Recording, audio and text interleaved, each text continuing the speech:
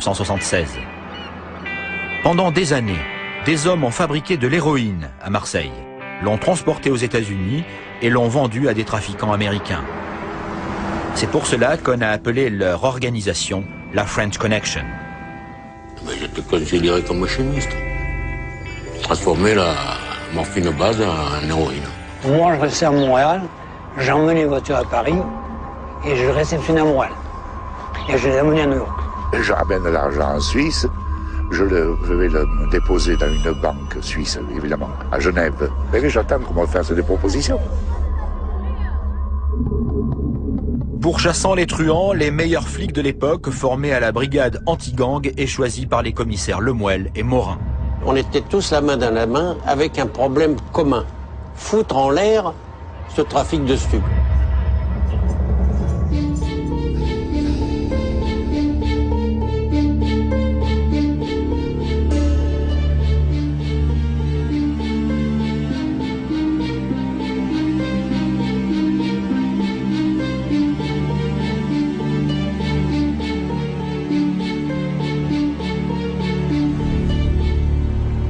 Les hommes de Marcel Morin vont vite découvrir que Marseille a désormais une autre spécialité, c'est chimiste. Car non seulement la drogue qui inondait les États-Unis partait de Marseille, mais elle était fabriquée ici.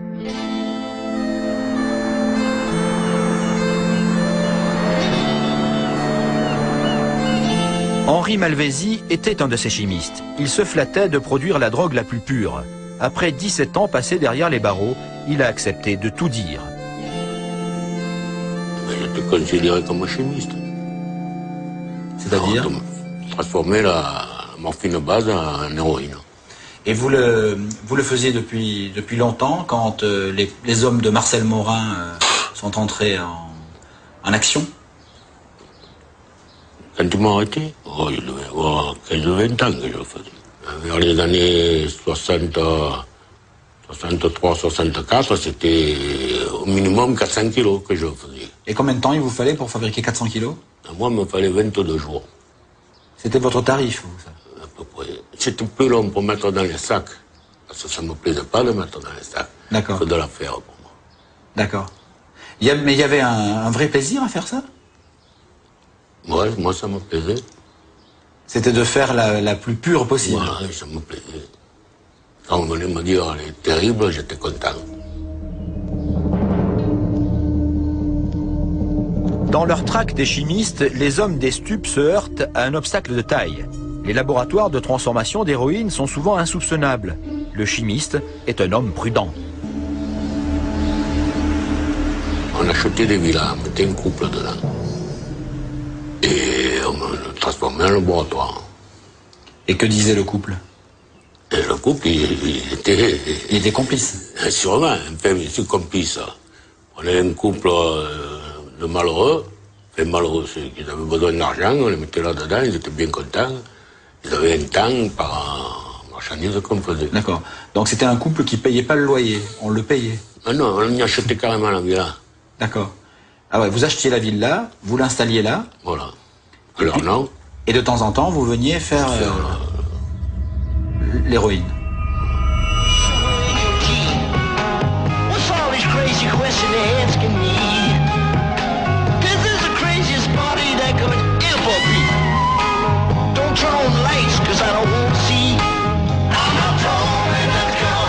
Tout va bien pour les trafiquants marseillais jusqu'au jour où Washington réagit. Pour la seule année 1970, la consommation de stupéfiants aux États-Unis a été évaluée à 49 tonnes. 1400 Américains sont morts d'overdose. Le constat est alarmant. Pour Richard Nixon, c'est une guerre qui s'engage. America's public enemy number one in the United States is drug abuse. In order to fight and defeat this enemy, it is necessary to wage a new all-out offensive. Nixon va plus loin. Il vise la France et montre d'un doigt accusateur cette ville que les flics américains connaissent mieux que Paris, Marseille. Le président Georges Pompidou interpelle alors son ministre de l'Intérieur, Raymond Marcellin. Il faut frapper fort à Marseille, dit-il. C'est ainsi qu'en août 1971 sont désignés deux des plus grands flics de France, François Lemuel et Marcel Morin. Ce qu'ils nous reprochaient, c'est finalement de n'avoir rien fait. Je veux dire, le trafic d'héroïne explosait depuis le milieu des années 60, aux alentours de 68. Tout le milieu français s'y mettait parce que c'était plus rentable et moins dangereux que les braquages. Et donc, les gens de l'Office central, les gens de Marseille, ils étaient débordés, ils n'avaient pas tiré la sonnette d'alarme, et puis voilà, on était débordés. Si l'héroïne tue aux États-Unis, elle fait aussi des ravages en France. La drogue chez nous est un document de télévision exceptionnel datant de 1971. J'ai une amie qui est morte il y a 2 semaines. Ça lui a fait une septicémie. Vous ne saviez pas, quand vous avez essayé pour la première fois l'héroïne, que c'était dangereux? Non. Je savais même pas, moi personnellement, je savais même pas ce que voulait dire intoxication. Vous avez commencé par quoi? Par curiosité? Par oisiveté, parce qu'on s'ennuyait. Moi, personnellement, parce que je m'ennuyais.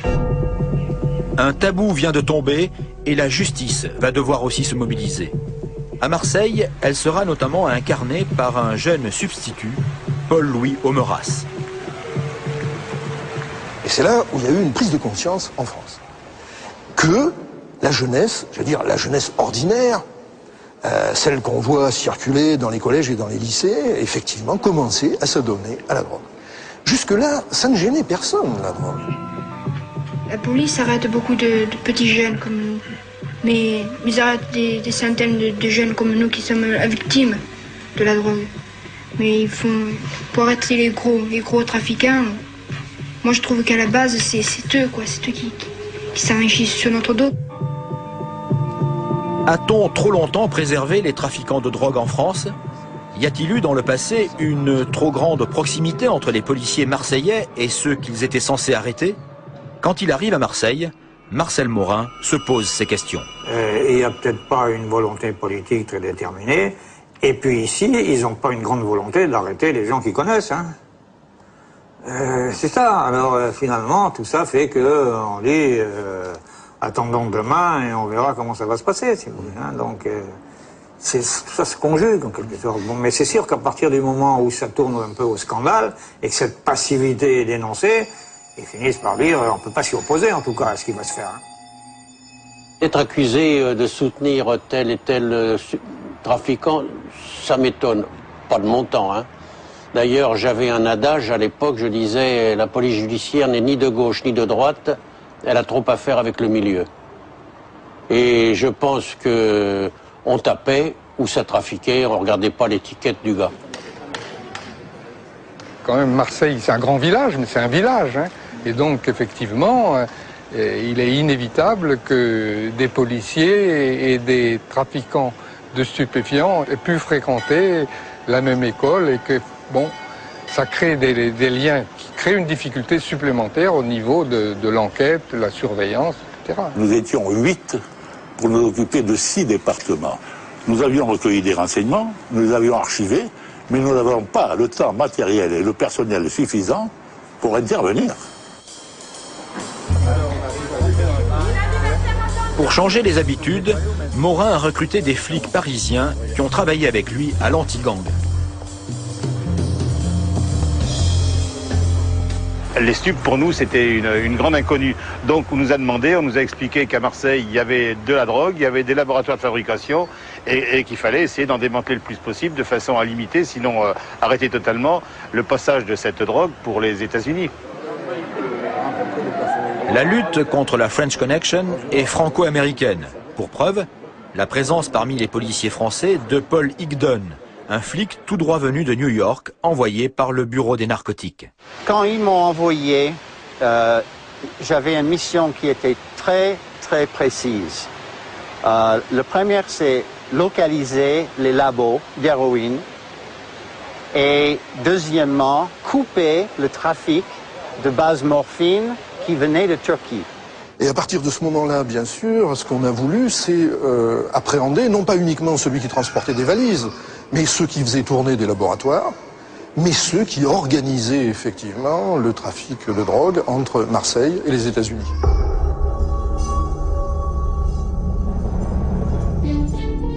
À écouter flics et voyous de l'époque, on a l'impression qu'ils participaient à un jeu. Cours toujours, je t'aurai quand même, ou attrape-moi si tu peux. Et pour les enquêteurs de Morin, la filature va devenir une seconde nature. On s'est immergé dans le milieu, dans la voyoucratie. On passait la majeure partie de notre temps en voiture, en surveillance et en filature. Certainement beaucoup plus de temps qu'au bureau et encore beaucoup plus de temps qu'à la maison. Moi, je les ai toujours vus. Hein. Chaque fois qu'ils ont voulu me suivre, je les ai vus derrière. Et alors, qu'est-ce que vous faisiez dans ces cas-là? Ben, je les promenais. Ouais. On me promenait, ils étaient contents parce qu'ils passaient la journée à se promener avec moi. On est du repos. Voilà. Il était essentiel de ne pas les amener jusqu'au laboratoire. Ah, ça, c'est sûr. Ouais. Ouais, c'est ce qu'ils voulaient. Les trafiquants ne sont pas tous aussi sereins qu'Henri Malvézy. Ils se savent filochés, comme on dit, et la curiosité de ces flics venus de Paris commence à les préoccuper. J'ai senti que ça commençait à inquiéter sérieusement. Hein. Et puis après, bon, ils ont essayé de prendre des mesures aussi. Hein. C'est-à-dire? De plus en plus secret, plus de téléphone, plus rien, plus de contact, bon, enfin. C'est la routine, quoi. Ils avaient fait des rapports sur vous? Vous avez vu les documents vous concernant? Il est très difficile à suivre. Ah oui? Ouais, impossible à suivre. Il faut être plus malin que les autres. Ouais. C'est comme je leur disais là, parce que bon, moi, j'avais des accointances dans le milieu, je cherchais, hein. Ouais. Et je leur disais, moi, nous, quand on perd du temps. Et vous, quand vous perdez la liberté. Et la liberté, ça n'a pas de prix. Les trafiquants marseillais se savent surveillés, ils vont pourtant continuer. Car le truand est un joueur. Son avenir, c'est demain. Il joue de l'argent, sa vie parfois, mais peu importe. Édouard Rimbaud, membre de la French Connection, qui vit désormais aux États-Unis, n'est pas très tendre avec sa corporation. Ce métier de truand est idiot. Là, nous entrons de plein pied dans la mythologie du milieu. Ça, c'est le gros coup. Ça, c'est le gros coup qui tient les truands éveillés. C'est le gros coup qui justifie leur vie. Ils se disent, un jour, je réussirai le gros coup. Et ils sont reçus le gros coup, se retirer, plus rien faire. Le malheur, c'est que ce gros coup, il n'existe pas, ou il existe, pour ainsi dire, presque jamais, quoi. Le gros coup, c'est aussi une obsession pour les hommes des stupes. Le 29 février 1972, les douaniers arraisonnent un tonnier de 20 mètres, le Caprice des temps, mais ils n'en parlent pas aux policiers des stupes. Dans le bateau, 425 kilos d'héroïne destinée au marché américain, une prise record. Mais Marcel Morin fulmine. En exhibant le bateau sur le vieux port de Marseille, les douaniers ont tout simplement donné l'alerte aux trafiquants. Tel que ça a été fait, surtout quand ils ont ramené le bateau ici, en plein port de Marseille, l'enquête s'est arrêtée là, pour ainsi dire. On n'a pas pu développer une enquête qui nous permettait de porter des coups durs à l'organisation de ce transport. Alors nous, on s'est aperçu qu'il y avait vraiment une organisation, parce que quand on a examiné les 400 kilos et autres, il y avait des colis qui avaient des couleurs différentes, il y avait 7 ou 8, à mon sens, personnes qui avaient mis leur part là-dedans. Hein. Bon, ça, on aurait bien été content de pouvoir les identifier.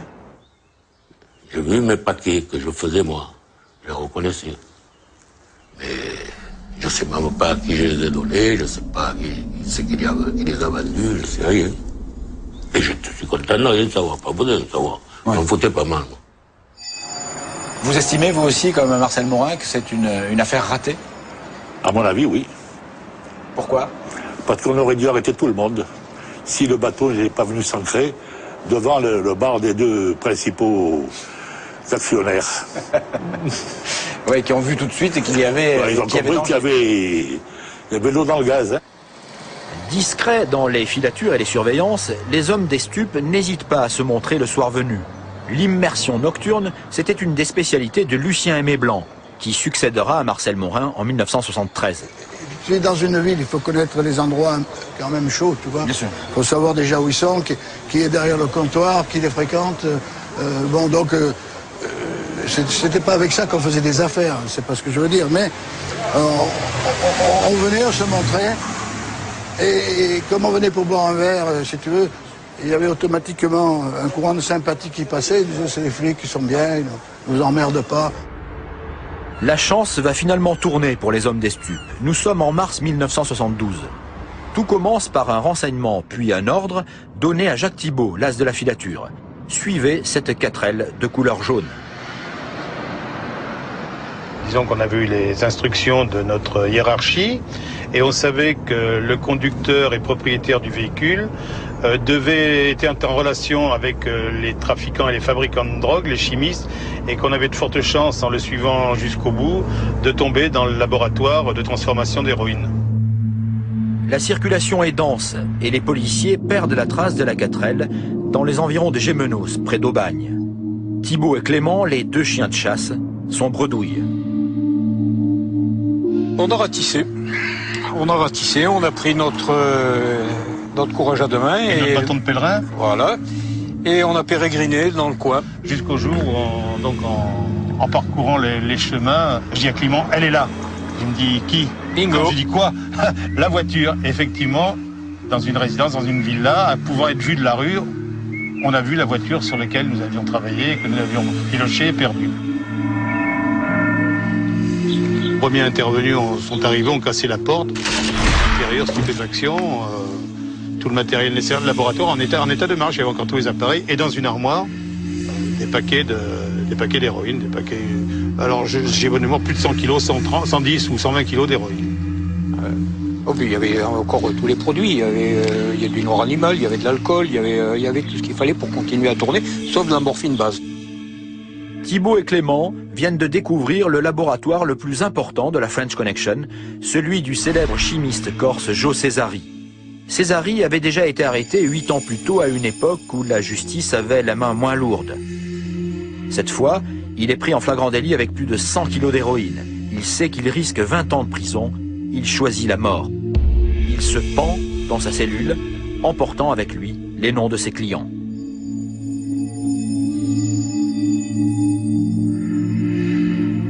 D'un seul coup, la pression se relâchait parce qu'on démontrait qu'on était efficace. Au-delà de ces coups d'éclat, police et justice ont décidé de taper au portefeuille. Les trafiquants corses ayant un sens aigu de la famille avaient pour habitude de confier à des proches leur argent, leur maison de matu-vu ou leur bateau. Officiellement, eux ne possédaient rien. Mais à Marseille, personne n'y croyait. Ils avaient cru intelligent, bien sûr, de distribuer juridiquement leurs biens aux petits cousins, à l'épouse, aux maîtresses, aux amis chers en Corse. Mais à partir du moment où on a commencé à rechercher ces gens, à les interpeller et à les poursuivre aussi pour recel de sommes, qu'on a commencé à ce pactole, parce que c'était un véritable pactole, à s'en emparer, à le saisir, alors là, vraiment, on avait changé complètement les règles du jeu. Pendant des années, les policiers vont tenter de savoir comment les Marseillais acheminaient l'héroïne jusqu'aux États-Unis.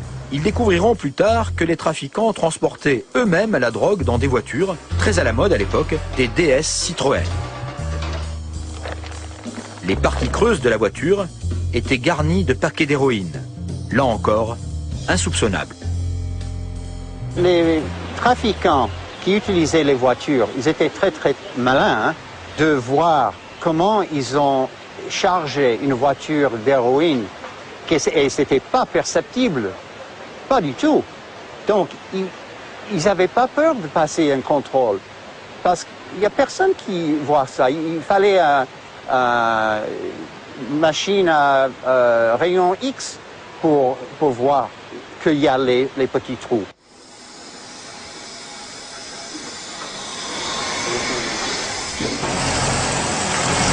Alors donc là, on a identifié une dizaine de couples qui ont donné des voitures dans lesquelles était dissimulée une centaine de kilos d'héroïne et qui prenaient tous la route de l'Espagne d'abord et qui s'embarquaient soit à Barcelone, soit à Alicante, etc., en direction du Mexique.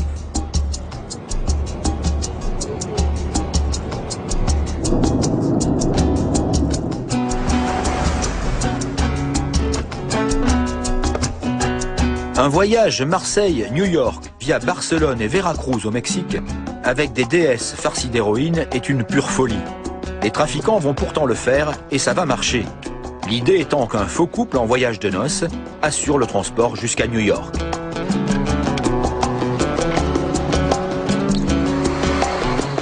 François Missen, à l'époque journaliste au Provençal, est un témoin essentiel de cette aventure extraordinaire. Il nous a accompagnés sur les traces d'un de ces couples globe-trotteurs de la Schnouf. Après une traversée Espagne-Mexique, notre faux couple arrive à Veracruz.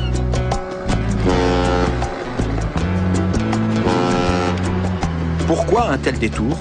Tout simplement pour éviter le port de New York. New York est extrêmement surveillé et il y a des portes d'entrée qui sont forcément beaucoup plus accessibles au continent nord-américain. On est ici à Veracruz, personne ne vous suspecte et il n'y a ensuite qu'à faire la route jusqu'à la frontière américaine, c'est-à-dire à Laredo, Nueva Laredo, et puis Nueva Laredo ensuite direct sur New York. En réalité, ce voyage de plus de 5000 km à parcourir en une semaine n'est pas une simple formalité.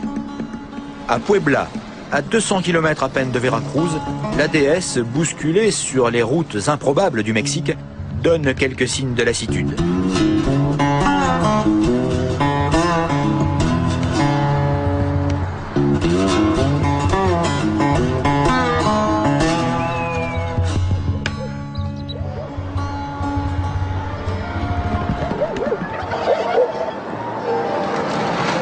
La déesse rend l'âme quelques centaines de kilomètres plus loin, à Monterrey.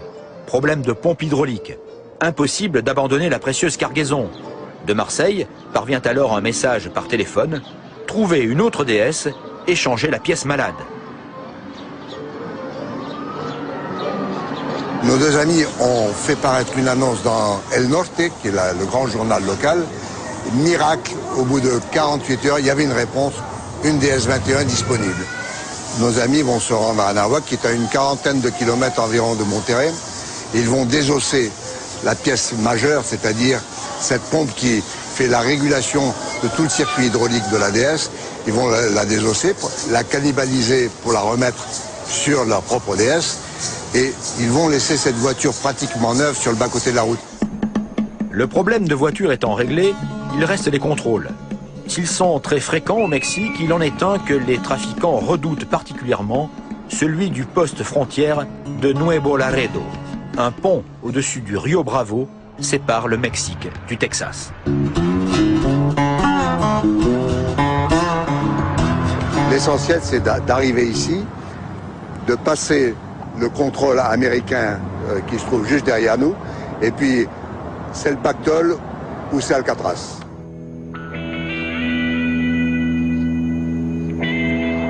Tout va bien se passer jusqu'à New York, la terre promise.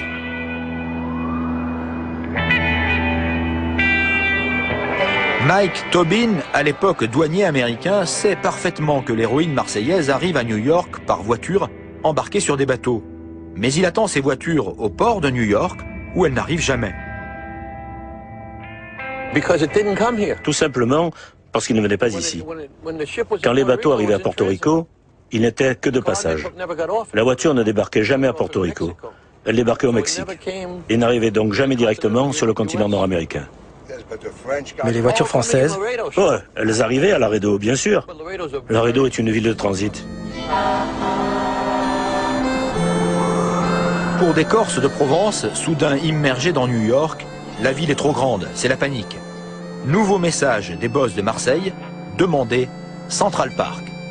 Là, ils doivent retrouver leur contact, tout juste arrivé de Marseille, un intermédiaire, qui n'est autre qu'Édouard Rimbaud. Il a été averti de l'arrivée de la centaine de kilos d'héroïne à New York, et il est le seul à savoir qui va l'acheter. Oui, c'est l'intermédiaire, c'est-à-dire l'homme qui connaît à la fois et les acheteurs et les vendeurs. Ce qui représente pour le trafic un atout extraordinaire, parce qu'il peut toucher des deux côtés, à la fois des acheteurs et des vendeurs. Et donc, il est là pour assurer que tout va bien se passer et remettre la marchandise à l'acheteur. En général, Édouard Rimbaud ne traîne pas dans New York. Il n'est pas là pour faire du tourisme. Tout doit se faire très vite. Il prend en charge la drogue, la livre à son acheteur, un portoricain nommé Tony Flores, qui en échange lui verse l'argent. Je ramène l'argent en Suisse, je vais le déposer dans une banque suisse, évidemment, à Genève, une banque que m'avait donnée Cochet-Marie.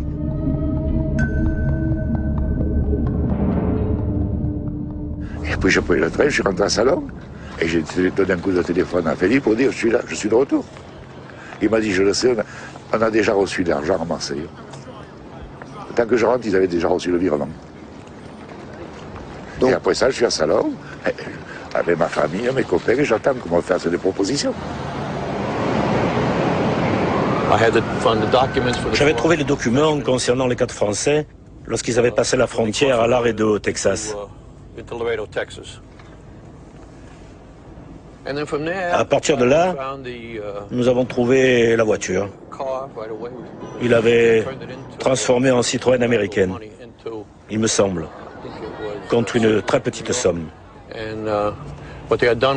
Tout qu'ils ont fait, c'est découper les tapis de sol, les retirer, mettre l'héroïne partout où il y avait de la place et replacer les tapis par-dessus, et puis c'est à peu près tout.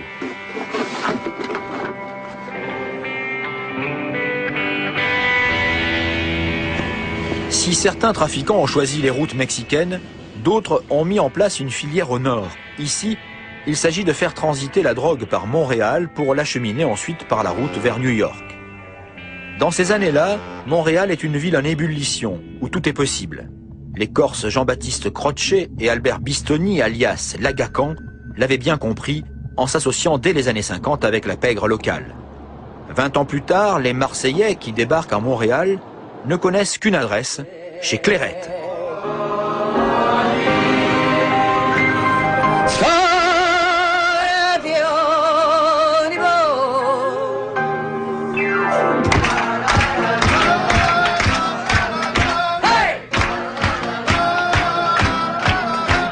Reposez-vous, il y a 5 couplets.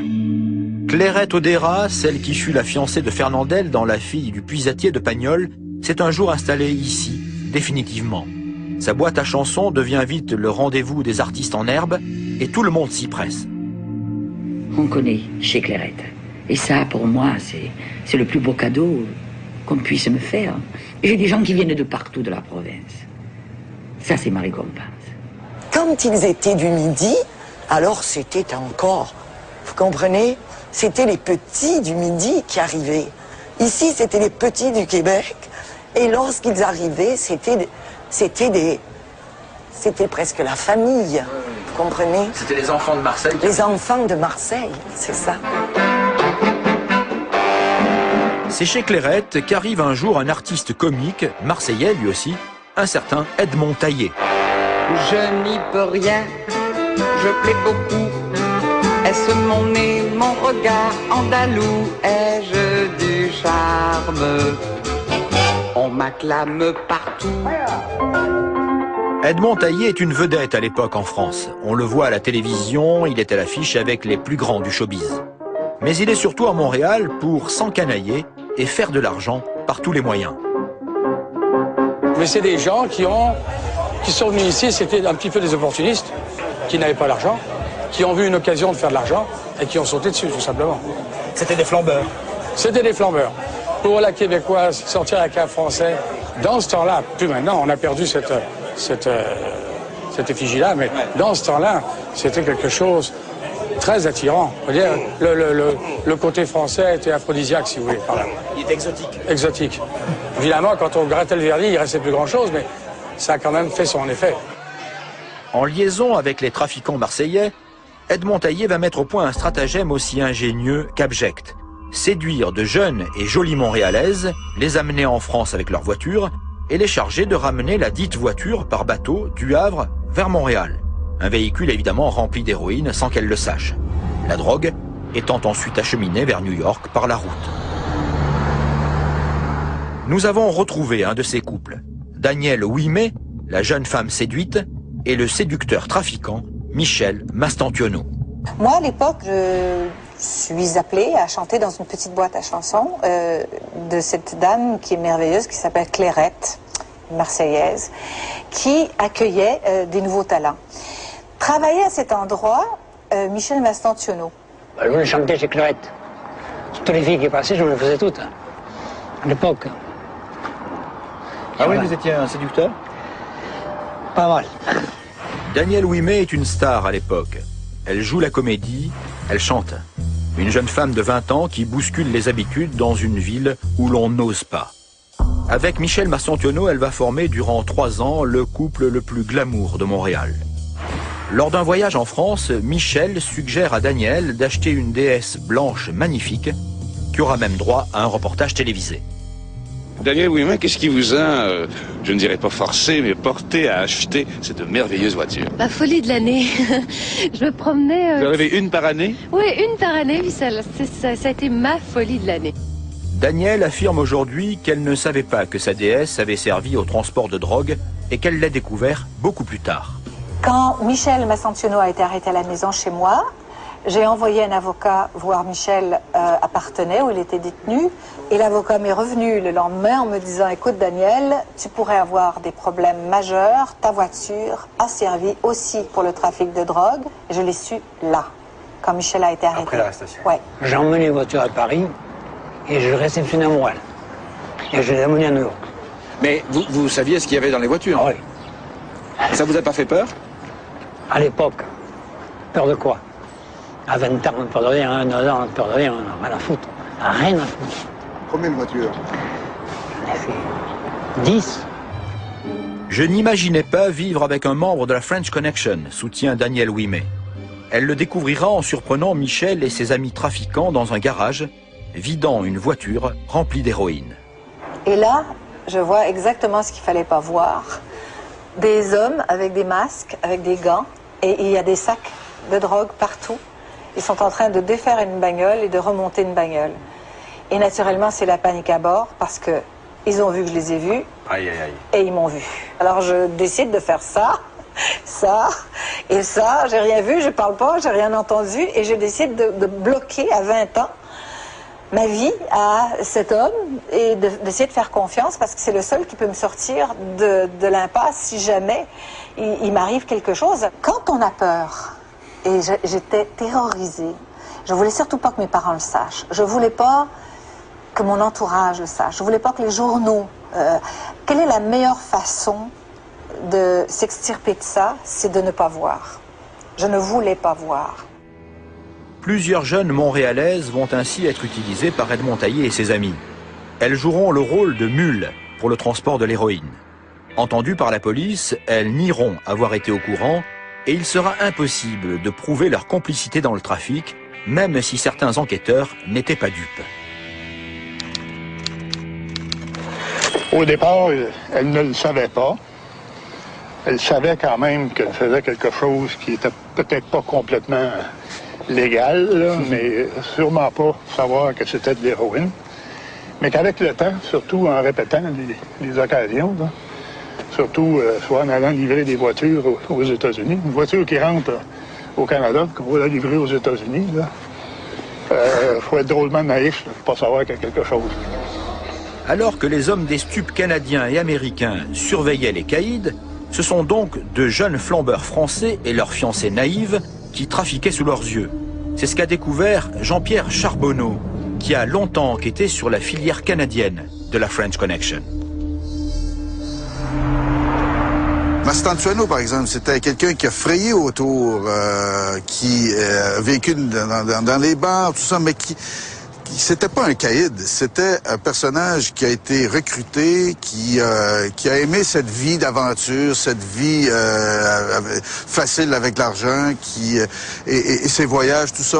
Et beaucoup de gens comme lui ont agi comme collaborateurs sans nécessairement être des criminels endurcis.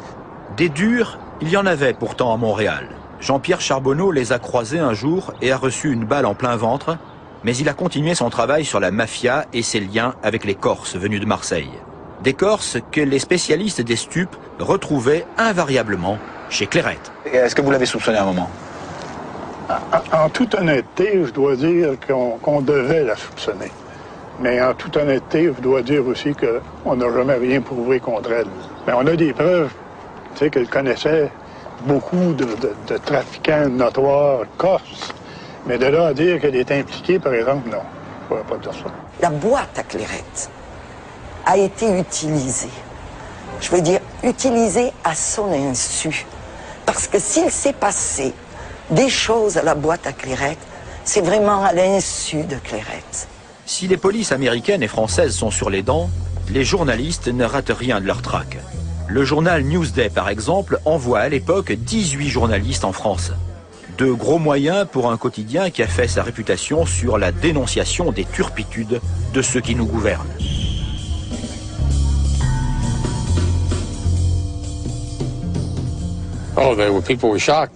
Les gens étaient choqués, c'est vrai. Ce type d'article n'est pas courant en France. Mais ça a toujours été la tradition de ce journal, s'attaquer aux plus puissants, les déranger un petit peu et dire aux gens comment fonctionne réellement leur gouvernement. Nous voulions traiter la question en profondeur, pas simplement écrire sur le fléau que représente l'héroïne, ici aux États-Unis ou sur les petits dealers locaux, mais découvrir, remonter à la source et constater l'origine de ce fléau. Je pense que c'est ce qui intéressait réellement David, un travail d'enquête détaillé et approfondi dans cette optique. Mais c'était une lourde accusation contre la France. C'était pas notre problème. Et Newsday ne fait pas dans la nuance. Pour le journal américain, la France protège ses trafiquants de drogue. Au plus haut niveau de l'État français, on fermerait les yeux sur les activités criminelles d'hommes pourtant bien connus des services de police. Dans son travail de recherche sur les origines de la French Connection, Jean-Pierre Charbonneau a d'ailleurs noté cette proximité étrange entre pouvoir et crime. Après la guerre, il y a des gens qui avaient aidé à la résistance, qui étaient dans le bon camp, dans le camp des vainqueurs, et à qui finalement on a donné une espèce de, peut-être pas de blanc-seing, mais on a fermé les yeux. Puis quand les gens avaient des problèmes, en regard des services rendus pour la patrie pendant les années difficiles, on les a peut-être moins embêtés, ou on leur a facilité la vie, ou encore on leur a carrément permis de quitter le pays rapidement ou de pas être embêtés. Le cas le plus célèbre restera sans doute le Corse Paul Mandoloni, trafiquant notoire qui va longtemps rester impuni. La French Connection, le trafic de drogue, encore lui. On le disait représentant de la mafia en France, depuis des années, il affirmait avoir pris sa retraite. Quand on regarde, par exemple, comment ça se fait que Mandolini est expulsé de Cuba, retourne en France, peut quitter la France impunément, quelques autres également qui pouvaient finalement se déplacer sans problème vers Montréal, vers les États-Unis, on se dit, il y a quelqu'un, quelque part, qui faisait pas son travail, ou qui fermait les yeux, ou qui vraiment ne voyait aucun problème à laisser ces trafiquants-là opérer presque impunément. Les enquêteurs de Newsday citent notamment les protections politiques dont bénéficie Marcel Francisi, soupçonné d'être un des parrains de la French Connection. Francisi, qui n'hésite jamais à préciser qu'il est avant tout gaulliste.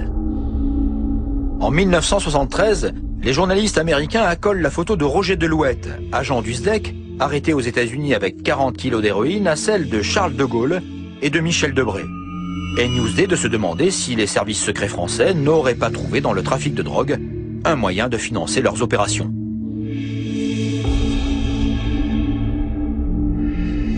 En France, il n'était pas rare que les membres de la French Connection sortent de leur poche comme un sésame leur carte d'adhésion au SAC, le service d'action civique, service d'ordre du parti gaulliste, que Lucien Aimé Blanc a très souvent croisé au cours de ses enquêtes. Tous ces trafiquants-là, ils étaient tous affiliés au SAC, qui était une véritable police parallèle. Ça, il faut pas le nier. Hein. Ouais. Les hommes du SAC occupent alors les couloirs de l'actualité politique, pratiquant le coup de main crapuleux, le cambriolage habile, avec parfois une jolie fusillade à la clé. Pendant toute cette période, on retrouve la trace du SAC dans des affaires de campagne électorale, de trafic de drogue et à l'occasion de l'enlèvement de Mehdi Ben Barka. Et puis je crois que le bruit court, mais je ne sais pas si c'est vrai, moi. Le bruit court qu'au niveau de l'Élysée, le général de Gaulle disait si on empoisonne les Américains, ça fait partie de la guerre psychologique. C'était son sentiment anti-américain? Oui, il y avait ce sentiment-là quand même. Il faut voir les choses en face. Édouard Rimbaud n'a pas la carte protectrice du SAC et il a trop fréquenté le milieu pour ignorer qu'un jour ou l'autre, il tomberait. Alors qu'il vient de prendre livraison d'héroïne cachée dans des boîtes de paella, il est arrêté en plein New York avec son complice français.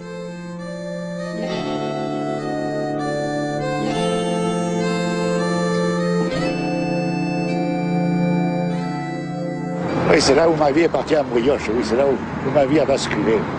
C'est là où je devais déposer la drogue dans un locker. Avec Israël, notre partenaire n'est jamais arrivé à Grand Central Station. Les poulets nous ont arrêtés avant qu'on arrive. On était dans un taxi, on avait le sac, et ils nous sont tombés dessus. C'était des agents fédéraux, là, du BNDD, là. Et ça s'est terminé là.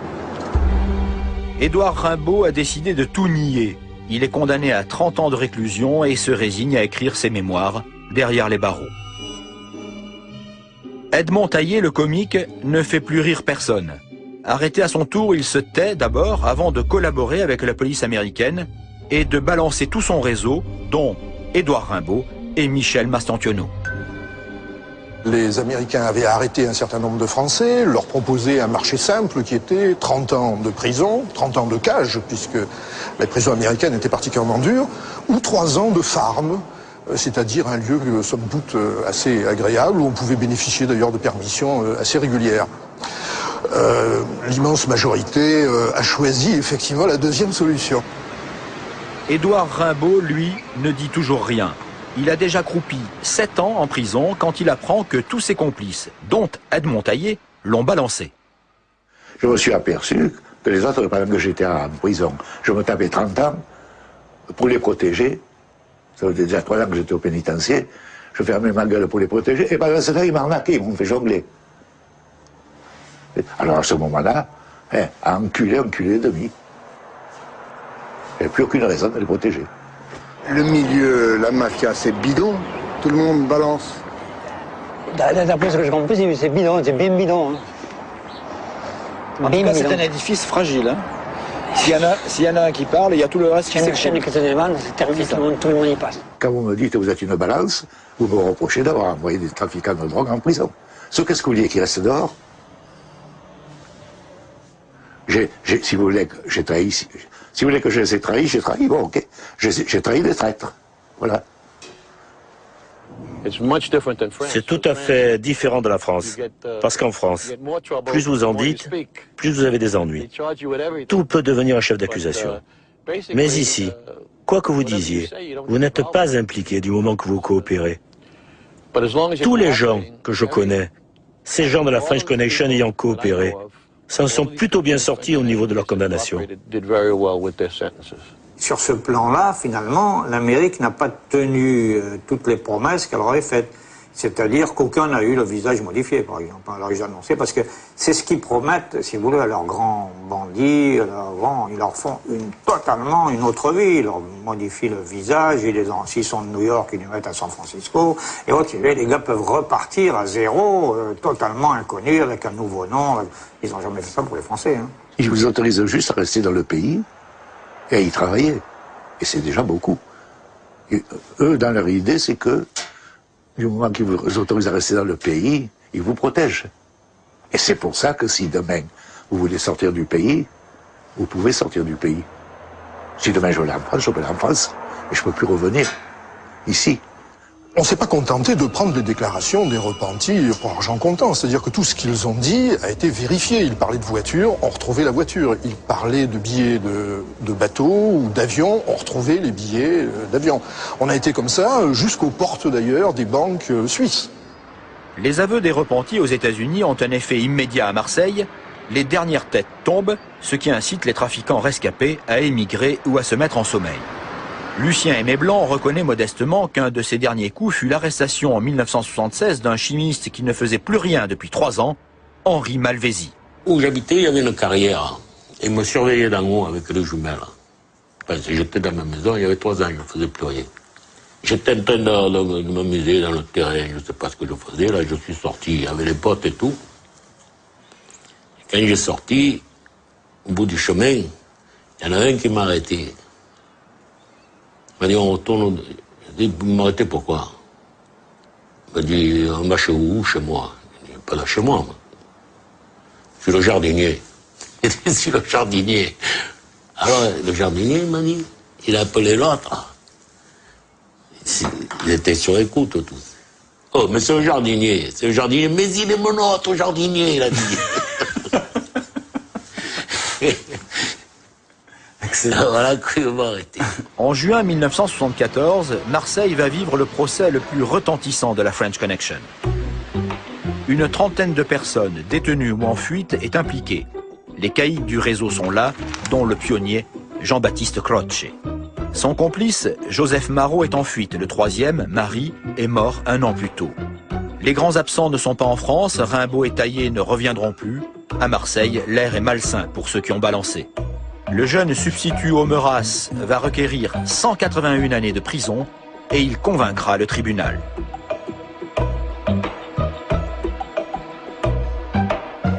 Aujourd'hui, le chimiste, le convoyeur et le vendeur d'héroïne estiment avoir payé leurs dettes à la société. Mais ont-ils des regrets à l'idée d'avoir vendu la mort en transportant des tonnes d'héroïne aux États-Unis? Apparemment, non. À l'époque, on ne pouvait pas s'imaginer commander la mort. En France, ça n'existait pas. J'ai jamais entendu parler d'overdose ou de quoi que ce soit, moi. À mon époque, ça n'existait pas en France. Alors, en Amérique, je n'étais pas, moi, je ne pouvais pas savoir. Ce n'est qu'en prison que Michel Massantiono mesurera les ravages de la drogue sur les organismes en voyant un détenu en manque. Le mec était drogué, qui gueulait, qui ne pouvait pas bouger. Là, j'ai commencé à baliser. Là, vous vous êtes dit, c'est peut-être un peu à cause de moi. Oui. C'est son nom. Parce que vous avez, le soir quand vous vous endormez, vous avez parfois des moments un peu de remords, Non, c'est une truc de jeunesse. Je serais menteur, il y avait du remords, je serais menteur. Où est la responsabilité là-dedans? Elle est à tout le monde. Pourquoi ça serait nous les Marseillais qui aurions tué tous ces gens? Si je dis, je commence à pleurer, je dis ah oui, les pauvres gens, patati et patata, on va me dire oh, je suis un hypocrite. Et si comme je dis, ils ont leur responsabilité, on va dire oh, il n'est pas repenti du tout. Alors quoi que je réponde, je suis perdant avec votre question. Michel Massantiono n'a jamais quitté les États-Unis. Il n'a jamais revu non plus Daniel Ouimet. Marié à une riche américaine, il vit dans les environs de New York.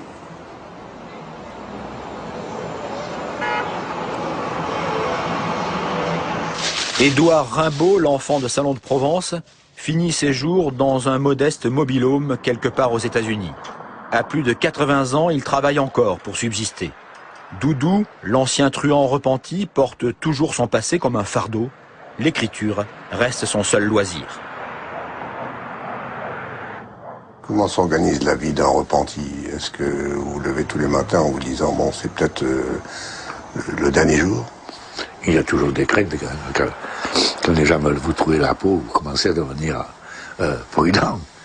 Ben, vous faites aussi un peu à cette situation. Même si vous avez payé? Là, le problème, c'est que vous n'avez jamais payé. Vous serez toujours un trafiquant de drogue. Si là où je travaille, ils apprennent que j'ai rentré des kilos d'héroïne, je serai un trafiquant de drogue, même si c'est le passé. Le passé vous retombe toujours dessus à un moment ou à un autre. Et ça, c'est ça le problème.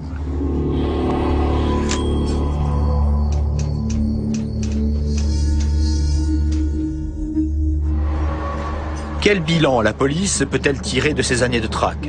Ces hommes n'ont-ils pas simplement réglé un problème diplomatique entre la France et les États-Unis? Certes, la French Connection a été démantelée. Les trafiquants ont quitté Marseille, mais rien n'a pu empêcher la prolifération des drogues qui sont aujourd'hui multiples et touchent tous les continents. On n'a pas éradiqué, on a mis un coup d'arrêt, on a arrêté la fabrication sur Marseille et région, mais bien évidemment, le trafic de drogue, de toute façon, quand on faisait 100 kilos, 120 kilos comme chez Césari, certainement qu'il en passait une tonne par ailleurs. Hein.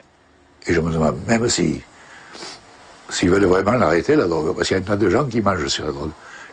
Je parle du gouvernement, des gens officiels, tous les comités, tous les gens qui vivent de la drogue, à l'état honnête. Mais même sans ça, il y a vraiment trop d'argent à gagner dans la drogue pour qu'on puisse l'arrêter. À mon avis. La semaine prochaine, jeudi 23h, changement radical d'univers, on va s'intéresser à Internet. Non pas à l'Internet que vous connaissez et que vous recevez chez vous avec tout ce qu'il propose, mais à ce qui se passe derrière, à l'envers du décor, avec l'armée d'esclaves qui y travaille. Et dans le monde du virtuel, les esclaves ne sont pas du tout virtuels. Alors à jeudi prochain, 23h. Ciao, bonne semaine sur Canal.